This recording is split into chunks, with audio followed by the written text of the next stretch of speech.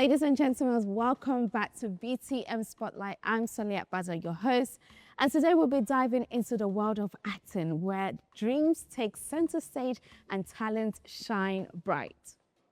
In just a few moments, our aspiring actors and actresses will embark on an unforgettable journey as they learn from the master facilitator. And trust me, you won't want to miss this moment. So grab some popcorn and settle in and get ready to witness the transformation, the challenges, and the passion that makes the world of acting truly magical.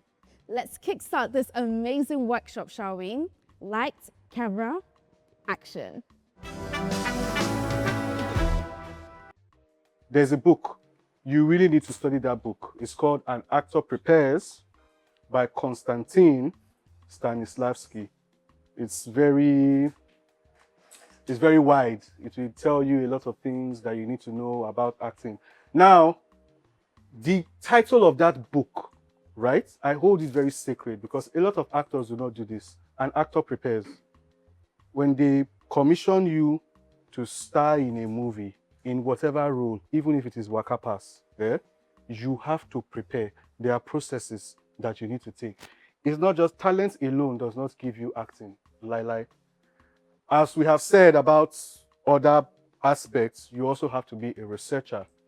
Yeah? And sometimes it can be very, very extensive. There are certain actors who, when they give you their fees, the fees is not just encompassing of come to set and act. Some of the fees also encompass research work. So if you have to play an autistic person, someone with Down syndrome, you've never been autistic, you do not have Down syndrome, you've only seen one or two people, you might want to sit next to someone who is autistic and monitor that person. Do you understand? Get the emotions and all that. You might want to read about it. A lot of actors make this mistake of, they give you scripts. I've memorized my dialogue, my line, right? I've practiced in front of mirror, come and do everything. Sometimes your performance might be underwhelming. If you look at the Oscar history, right? In fact, the people who are in charge of judging, we all know what the Oscars are, the Academy Awards. Yes. By God's grace. Okay, I'll just close, go sleep. Anyways, so the people who are in charge of verifying these things, when it comes to that category of best actor, yeah, they do their own research of the process of that actor. And if you see the people who have won those awards, there are people who did it so well that you forget that this person is acting. It goes beyond talent. There's a lot of research, which now brings us to the mind, the very first thing. As an actor, the very first thing you should prepare yourself on is your mind, because this is where your acting technique spawns from. Now, there is a very, very popular acting technique. A lot of actors do it, but it has its downside, but it's the most effective technique, and it's called method. Thank you very much. I love this class. Now, basically, method acting is more of channeling experiences, right? And situations and what you've done from research. So you are reenacting something that you've either passed through or you've observed vicariously. Vicariously basically just means that it didn't happen to you personally, but you were there and you, like Two-Face talk, just because say I did it, I fully entered the yawa. That's vicarious, right? Now, the downside to method acting is if you draw source from certain experiences, right? There's something called an actor's drop. Can affect you mentally. I will give you a very good example. We've all seen Game of Thrones. Yes. We know who Jon Snow is. Yes. The actor playing Jon Snow is called Kit Harington. Applied method acting. When Game of Thrones ended, he had to check himself into a rehab because he had gotten so much into character, and he did that for 8 years. So he struggled to break out of it. And you know that the character of Jon Snow is a very solemn person. Do you understand? So you will see Kit Harington in real life, and he will genuinely struggle to be happy with your joke. Because that has been him. a serious downside to method acting. Most effective. Do you understand? It is the most effective. But if you do not know this other side of it, you are and then usually that now brings us to what is called typecast. A lot of actors, they play these roles so well, right? When you cast them in another movie, even if it is a different variation of characterization, you still see traces of what you saw before. Speech patterns, gesticulation and everything. And meanwhile, as an actor, you are supposed to morph. Do you get? And we'll also come down to, this is why I said mind, voice, and body. Because in your gaits, right? So if I am a business tycoon and I am walking like this, right? To walk, this is for this film. If I am an Agbero in the next film, it will be more of like, do you understand?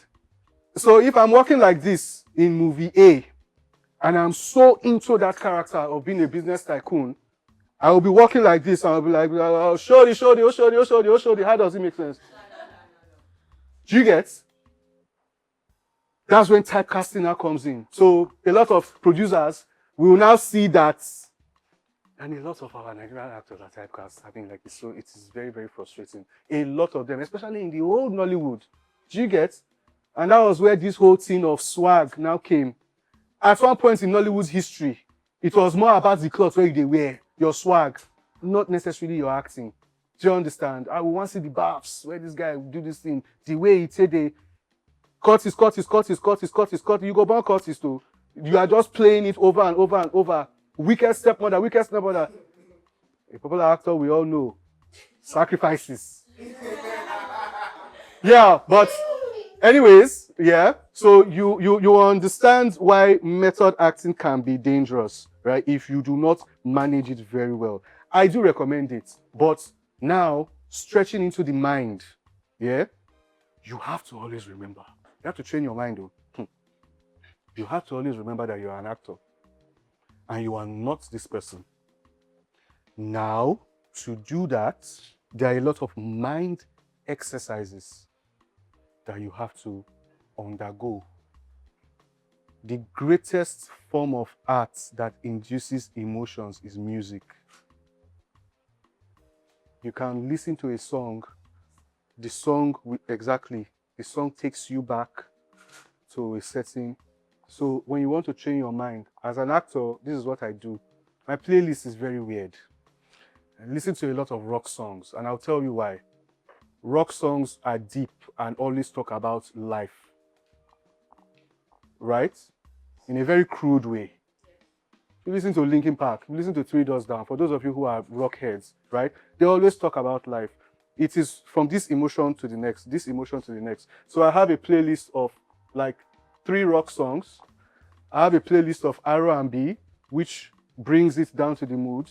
Then I will now enter Nigerian music that is very upbeat, Afro, this thing. Now what that does for me is I play rock songs and I allow myself get into a mood of solemnity.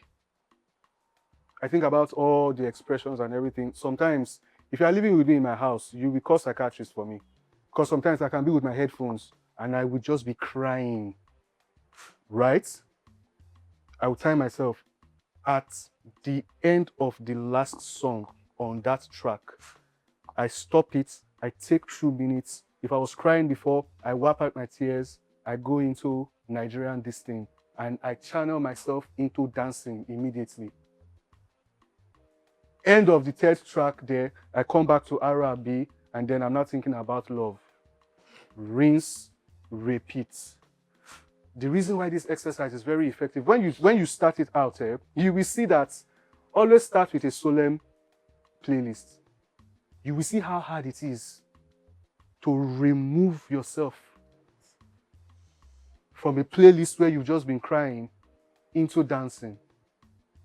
You will see how hard it is to bring yourself from that crescendo into a mellow one. Do you understand? This is in training your mind. So you keep doing that, and when you've been able to master it, when you can switch between playlists, then you will know that you mean business. Why is that? Scene 1 can be you, of course, I'm sure you guys know that shooting schedules do not necessarily follow exactly. So in a shooting schedule, the scene for today might be scene 39, where you met her for the first time and you are all love, love, love, love, love, love, love, love, love. Immediately you shoot that scene, because of the location, because of where everything happened, you have to now take scene 90, where you now want to kill each other. You have just like 5-minute window to get, do you understand? And that's why you see a lot of actors, they struggle between scene and the next scene. They go dry run. They'll do dry run like 7 times. They've still not been able to shake themselves off. Do you understand? And then there's multiple takes to it. So that's just a technique, right? There are various techniques. You will see it in the book, An Actor Prepares. But this one works very well for me. And I've also seen feedback from a lot of actors who do it professionally. It helps you to monitor and manage your mood variations. Yeah. Also, when it comes to your mind, you have to train yourself to book. So this is not about research. Do you understand? You have to train yourself to always ask questions and always be very, very observant. You might think that the funniest comedians in terms of acting are the loudest people. They lie. You watch a film, you are seeing this person, he's doing all those things, he's making you laugh and everything. If he comes here and there's a party, right? Those who know their onions will observe the most. Because it's a compilation of, like I said, vicarious experiences. Do you understand? Here we want to know how to, you are reenacting, right? According to the Greeks, again, we're going back to Greek theater. The Greeks simply call acting reenactment. You are acting it. It is life. You are retelling life. So if you cannot tell it according to how it is in real life, you failed as an actor, right? So a big part of that process is observation. Observation. Do you get? As I'm here, mentoring you, lecturing you, I have picked 1 or 2 people that if you want me to act who you are out, give me some time, I will do it. Victoria for one. What's your name? Ola, what's your name? What's your name? These 4 people, right? I've seen their demeanor. Basically because they ask most of the questions. But I've seen their demeanor. Do you get? What I will now do is to now go and read about, I can ask you what your birthday is. It's not because I'm tripping for you. It's because it's important to my work. Why? Don't forget, we're talking about training the mind, right? So I ask you what your birthday is. I'll go and check the zodiac signs. Do you understand? And I'll now be like, oh, no wonder. That's the reason why, Victoria is always quite forward and everything, and everything. What's your birthday and all of that? So you see, there's a lot of brain work. It's not just about asabi act, asabi cry. You are a walking encyclopedia of emotions. And you have to do research to get these emotions into play so that you can present them. Do you get? So that's for the mind. Now we are coming down to the voice. So the voice, because of the way spectacle or entertainment started, there was stage. And if you're acting on stage, if anybody has to say project, you have failed. I'm giving you the origin as to why the voice is important, and then we'll morph it into modern day. I study theater arts. We used to do theater workshops and exams on stage. There was an exam that I got a D. I acted very well, Lou. Clapping for me. I was so elated and everything.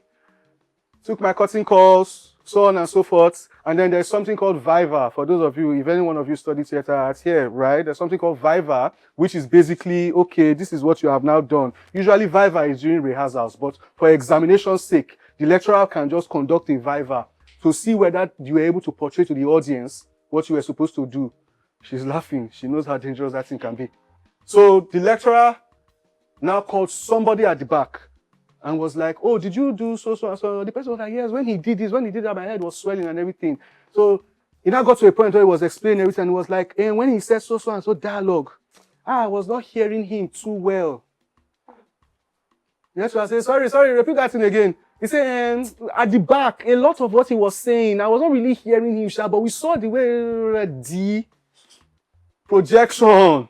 I almost died. In fact, that guy, I just looked the guy and said, man, I can kidnap you right now. What the hell? Do you understand? I was quite extreme because of all those lecturers. To God be the glory. But anyways, so you have to train your voice, right? In a way that you can own your voice. Your voice can give you away. Even just speaking with you now, I don't talk to any crowd without water behind me. Just hydrate, you get, and do that. Then a very tricky part about your voice is that it is a very strong indicator for prepping. Voice modulation exercises, very strong indicator. Producers, are we allowed to dramatize? I hope, we are well secure if I want to scream and everything. So it's an exercise. And if you try it, you would see how very much so it prompts you. So voice modulation, it goes like this.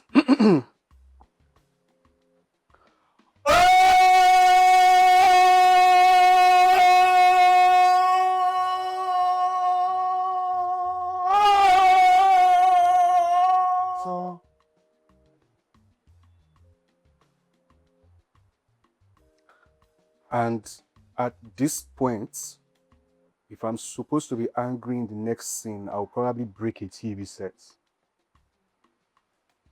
Just try it.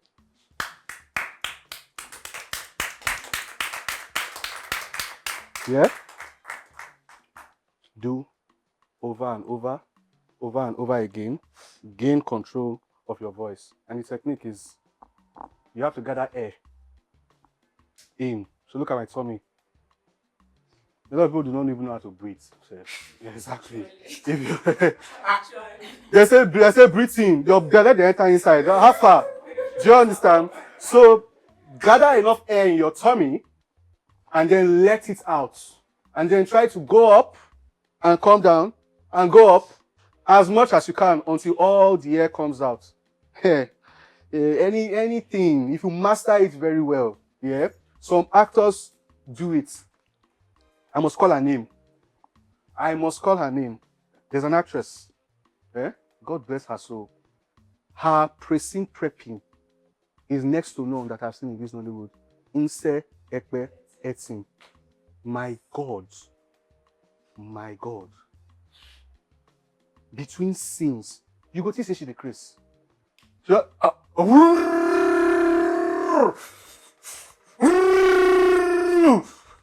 Chris, before each scene, she will just tell you, just time and everything. An actor prepares. Do you understand? She's getting herself into character. So when you read the book, An Actor Prepares, you will see these different things. Again, why your voice is very, very important is it removes speech impediments. In acting, the way you articulate is very necessary. Do you understand? Director should not want to say, take the cut again. What was that word? Pronounce it well. Do you understand? Your voice reverberator here, yeah, also affects your speech. Many people do not know. If you do not have control of your voice, yeah, you will speak funny. You will not enunciate well. Do you understand? Some people will say communication. No, communication. Speaking. These are things that will sell you out as an actor. You can speak, they can hear you well, you can prime yourself into character. Do you understand? So that's for the voice. And then come to your body. Now this one is very, very, it's almost primal in nature in its importance. Apart from the fact that you have to gesticulate when you are acting, yeah, your body also helps you to prime yourself for what you are doing. And which brings us to pre-production. Many actors do this thing. They skip pre-production and they just wait for production day. There are many actors that you give scripts. When you're at the shoots, they'll say, now, so and so, they will read the script, they will understand. It is when they now want to, while the crew members are doing pre-production, you will think that just because your work is in front of the camera, you go and sleep. No. You have to train yourself and do all these things, right? Now, the number one thing about taking care of your body is your diet. Right? When I was much younger, I used to be very agile. Side notes. I did do all those back dive, all those this one, that one, and everything.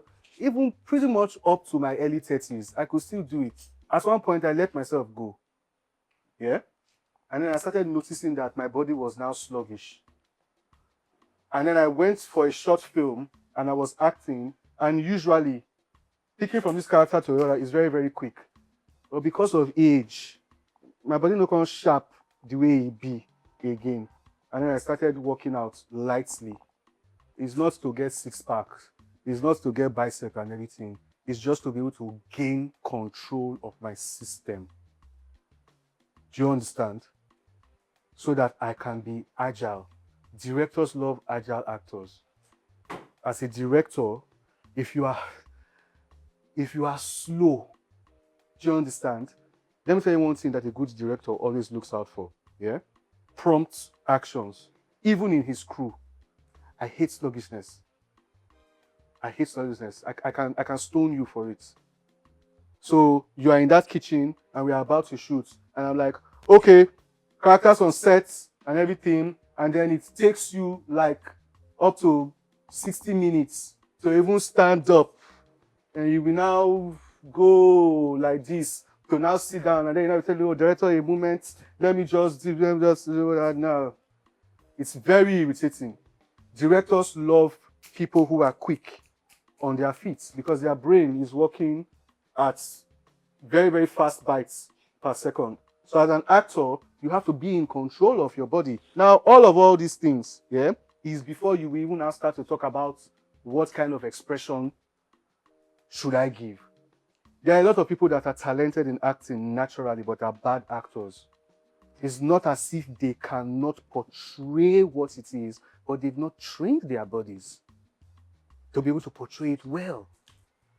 I have a friend. He's good in acting. I have seen him without the camera, right? Do certain things, and I know that he's good. And he always used to tell me, Dominic, all this on a film, not go put me inside. That's a big act. I cannot say it's a big act. So the day I called him and put him on set, right?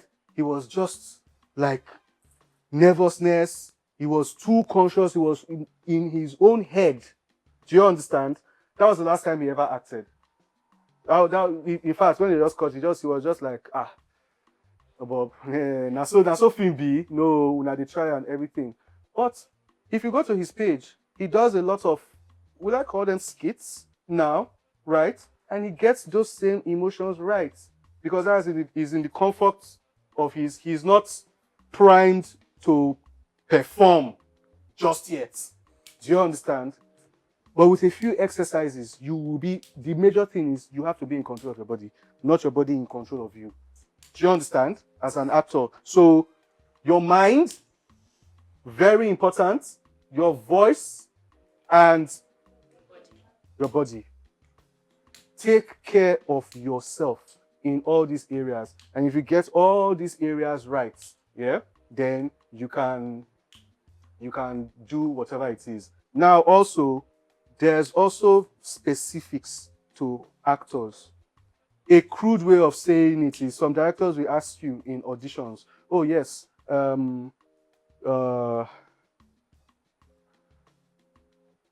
okay, I'll say that at the end of it just in case there are any.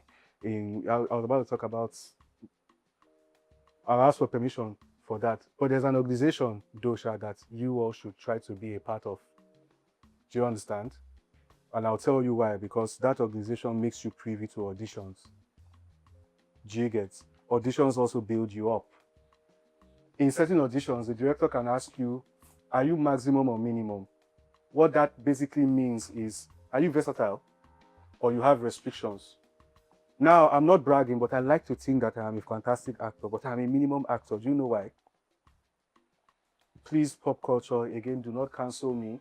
but there is no amount of money that you are going to pay me that I will act as a homosexual.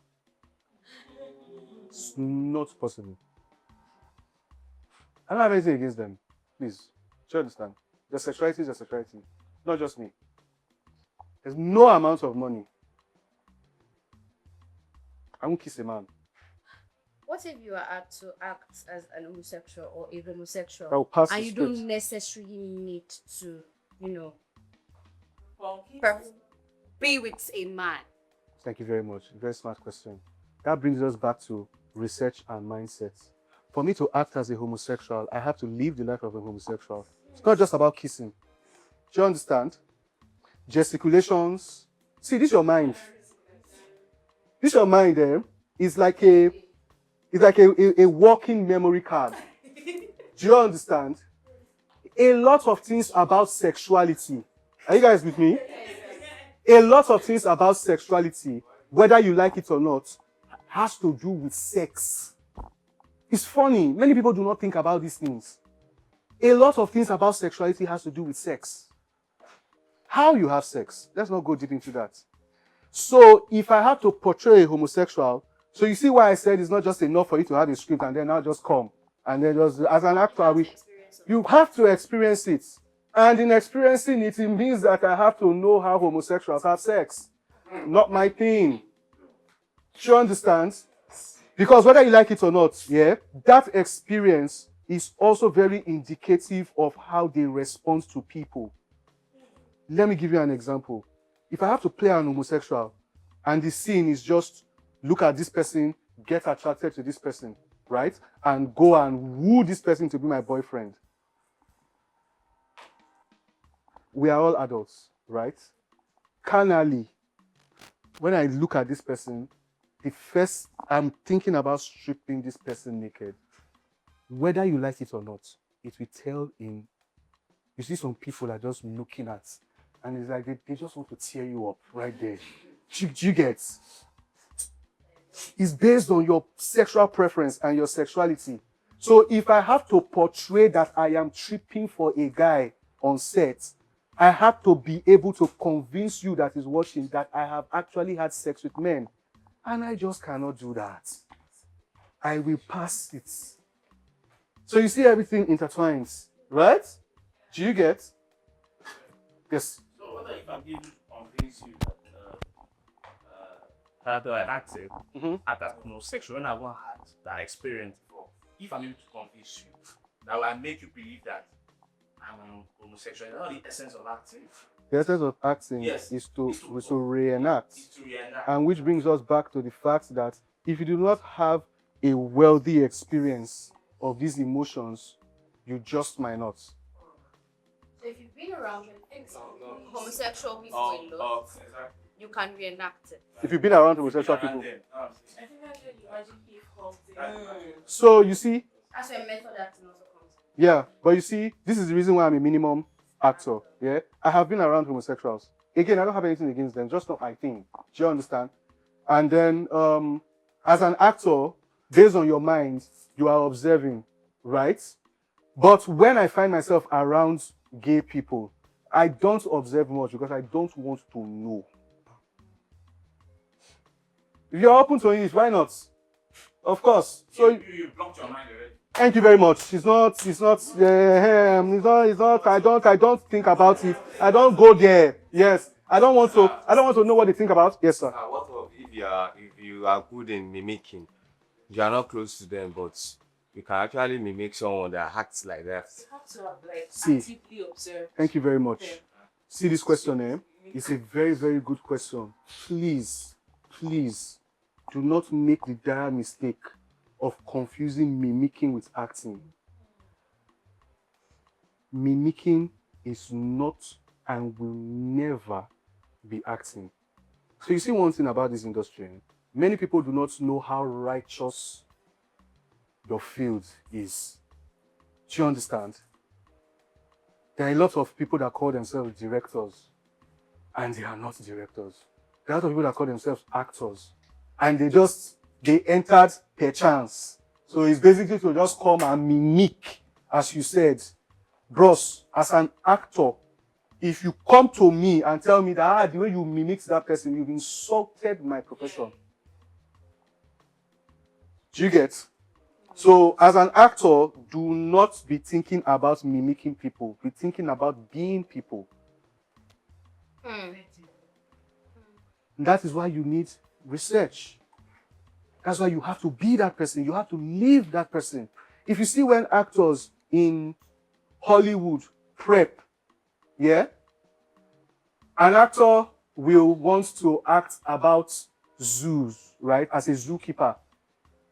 Like 2-3 months prior to when principal photography, they will come to Africa. It's part of their, when they view you, you know, they just say, just for acting. Do you understand? A lot of them have done it. They will come and stay, they will rent a hotel next to a game reserve. They are studying animals. They look at the zookeepers. Do you understand? How do you talk to these animals? How do you get a lion to eat? How do you feed it goats? How does a lion move around and everything? You need it. So you are not mimicking, you will not come and do not, so when I've done all of that, I will not come, and when I'm not portraying it, you will not say I'm mimicking a zookeeper. It's an insult. I am being a zookeeper, yes, sir.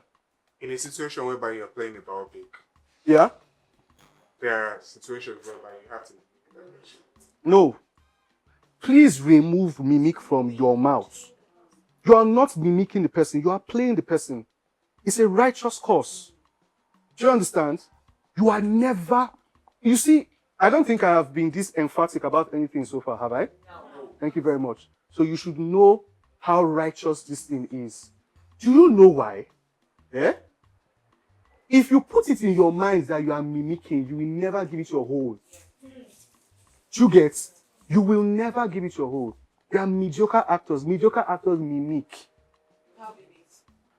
Thank you. God bless you. So please, as an actor, do not get it twisted. Do not get it wrong. You're not mimicking. You're playing a person. You're reenacting the person. Do you get? I can mimic Fela. Do you get? I might not dance very well, but bros, I have mimicked. So this is mimicking. Do you understand? I have mimicked. But if I want to be Fela, right? I will study, first of all, this dance self. How did it come to his head? It will inform the movement. Have you not seen biopics where, oh my God, have you guys seen Bohemian Rhapsody? Yes. You've seen Bohemian Rhapsody, yes, right? Yes, yes. Featuring Rami Malek about the rock queen. So you guys know this song, We Will Rock You. The band that sang that song is called Queen. The lead vocalist of that band is called Freddie Mercury, right? Bohemian Rhapsody is a biopic about Freddie Mercury. Rami Malek won Oscar Best Actor for portraying Freddie Mercury and everything. Go and, in fact, for those of you who want to ask, please go online, right, and look for interviews about Rami Malek and his process. He studied Freddie Mercury, and if you watch that film, the only impediment he had as an actor was just physical appearance. He wasn't as tall as Freddie Mercury was. Freddie Mercury, the real Freddie Mercury, was way taller than he was. Do you understand? And then his facial structure. But aside that, in terms of person, I have seen, in fact, there's a scene in it where they reenacted a 1985 concert for Live Aid, right? If you want to see, if you want to know who actor be, Google it, play the real thing, and play the film. You will struggle to see a difference. I'm not joking. I wish we could even have this presentation here. Or go to YouTube, it's there. They have compilations of it. Just Google Live Aid Freddie Mercury, right? Vis-a-vis Rami Malek or Bohemian Rhapsody. Watch the two together. If you spot two differences, I will dash you 100K. I'm not joking. I'm not joking. Not be say go come. I will tell, in fact, it is an assignment. If any one of you can spot two. So do you understand? Yeah, I think I missed my word. Oh, okay. But so, supposed to be mimic. So if you get back to it, you can come back to me. So please, yes, boss. No, because the first biopic I saw that movie was Ray. James Fox. Yeah. when I saw the process of him getting into character, he was sitting next to Ray Charles himself, and they were playing the piano together. So what he was doing was like getting He was the way understanding. Yes. Ray Charles was moving his Yes. head, and he was doing it exactly. So that was supposed to be studied. Yes. Mimicking. No, not mimicking. Can never be mimicking. Never, please. So, do you understand? We got that and everything. So your mind, your voice, your body. your body, diet, the way you condition yourself, and all of that. And then we were about maximum and minimum, Abby. Maximum actors basically are people who, again, coming back to Freddie Mercury. Freddie Mercury, the real Freddie Mercury, was a homosexual. He was gay, right? Rami Malek is not gay. He's not even bisexual. But he kissed my entire for that film. Do you understand? That's a maximum actor. Do you get? Now you see, there are certain actors who can only play a gay role only if they are gay. Do you understand? For them to play it convincingly, they have to be gay to play it. A maximum actor, a real actor, will play it regardless. I watched that film and I felt like somehow, Rami Malek don't kiss guy before.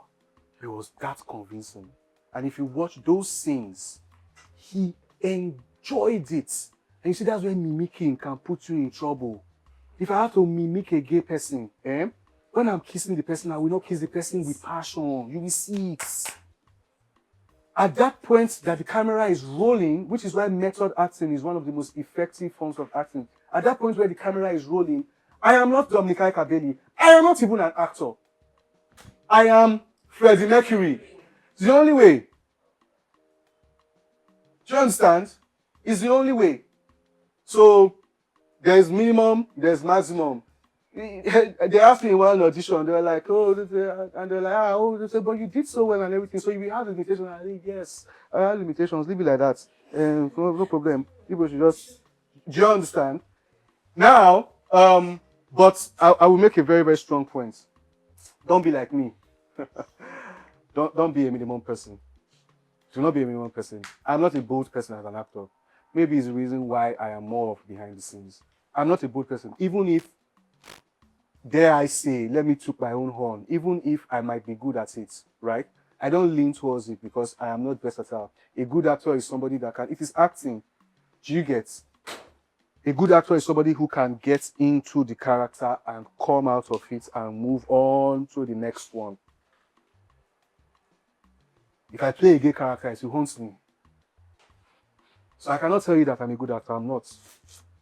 I act well, but I am not an actor. Do you understand? Am I making sense to you? Yeah. A good actor is the person who can separate it. Leave your shell, leave your skin, be this person, do it, and then go back. Now, coming back to acting drops, right? There's something that happens in Nigeria as well. Especially one part of Nigeria where there was old Nollywood. Those guys, they shoot. I give them hands. They will just give you, they don't pace themselves. And the actors do not pace themselves. An actor will have 10 scripts. And there's no space in between. Do you understand? There's no space in between for you to drop this and prepare for the next one. In fact, you'll say, director, that 3 more days I get to, because this other person is not coming for this job. See when they start. Some actors move from set to set. I don't know how they do it. It's wrong. The fact that you can even move that fast just shows me that you've not even played that thing well. There's nothing you want to tell me. In a professional setup, yeah, an actor has a calendar. And an actor will tell you that you should give him at least 2 weeks for him to get out of that and get into the next thing that you're doing. But we don't have that luxury because this is Nigeria and you must eat. Yeah. Do you understand? So if they call you, you can't say, give me 2 weeks and everything, they will move on. Unless you are already like a big name and they just have to get you and everything. But as people who are starting out, let me just tell you, don't go and do that one. No. And don't come and say that Ms. Dominic Kabeli that say you should not get job. Grab as much as you can. But please, within the intervals, yeah, it's very, very important. Pace yourself, even if it is for 2 hours. Do you understand? It takes a lot for you to get into this character. It will take half as much to get out of it. So that you do not end up being a typecast human, right? So basically, know the exercises, mind exercise, the music thing, get 3 different playlists of 3 different tempos and projections so that you know how to key yourself into getting into this mood and into the next.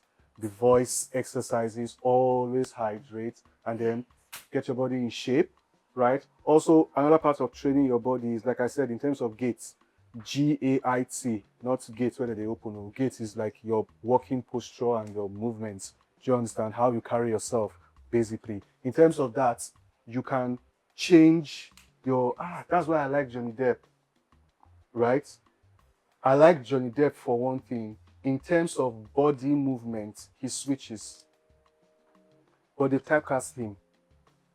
It's unfortunate. He played Jack Sparrow so well. If you watch the Mad Hatter, that's Charlie and the Chocolate Factory, for those of you who have seen the whole Alice in Wonderland thing, if you watch, he's still basically kind of like Jack Sparrow in it. But patterns, gesticulations, everything, he's a totally different person in every single film. Do you understand? And then, the reason why you should train your body is there are some movies that might cause body impediments. So if in the film you have to walk with a limp, you have to struggle, do you understand, with how to put yourself, and remember, in acting there's something called continuity. Do you get? So a continuity can be a BITCH. Even in terms of acting, very little things, meticulous. And if you want to know if you've done well, always go to critics sections. Do you understand? So if you type any film on Google, in the parts where you see all images, videos, cast, overview, you will see criticism and all of that. Click on it. Hey, the things that people see in film, you just see if you're limping, one person will just come and say, from scene 1 to scene this, his limp was slower. Did they cure him? How come he was not able to move, limp faster? You get little things like that. So you have to train yourself to be able to always fall in line, get in character. Please read. Number 1 law of being an actor is, thank you very much. Second law, observation. Whatever prowess you have as an actor is a collection of a wealth of experiences, either personal or vicarious, or how much you can research on it. All right. So yes, that brings us to the end of this class. I hope you guys have gotten enough of it. Are there any questions? Any questions? No questions? Okay. All right, cool. Thank you all very much for having me. And of course, yes, we would like to thank our conveners and the producers of this show, Black Thread Media, for this fantastic opportunity. And we hope that this grows and we get to raise future filmmakers in glory. Thank you very much.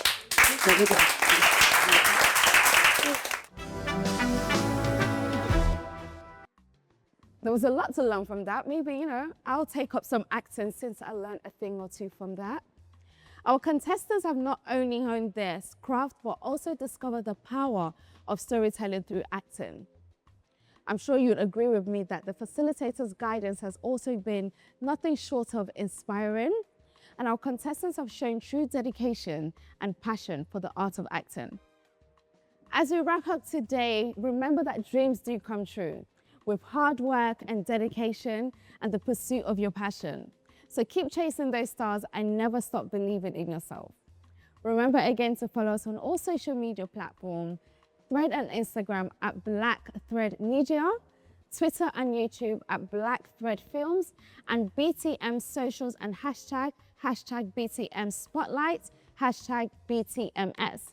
And for more information, please check out our website, www.blackthreadmedia.com.